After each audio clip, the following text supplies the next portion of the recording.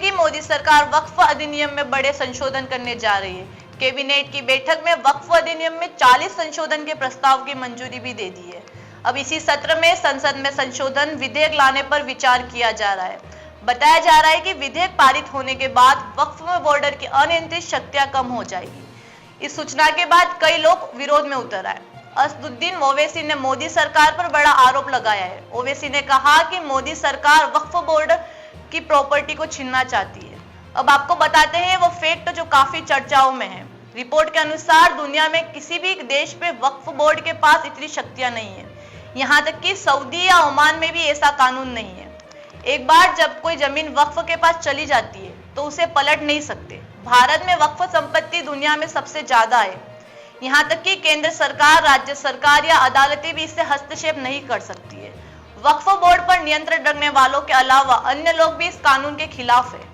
Sachar committee ने भी कहा कि वक्फ बोर्ड में पारदर्शिता होनी चाहिए। वक्फ संपत्ति का उपयोग सिर्फ मुसलमान ही कर सकते हैं।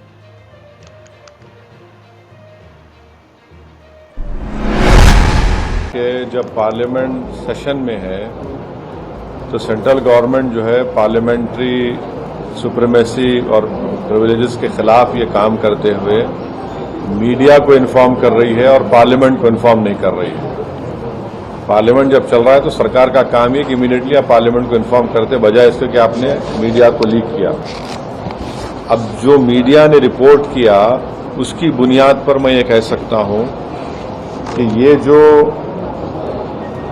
प्रपोज अमेंडमेंट से मीडिया में जो लिखा गया है वो इस बात को बताता है कि मोदी हुकूमत वक्फ बोर्ड की ऑटोनॉमी को छीनना चाहती है और वो इंटरफेयर करना चाहती है वाकिफ के मंशे के खिलाफ कि किस तरह से उस वक्फ की प्रॉपर्टी को चलाया जाए।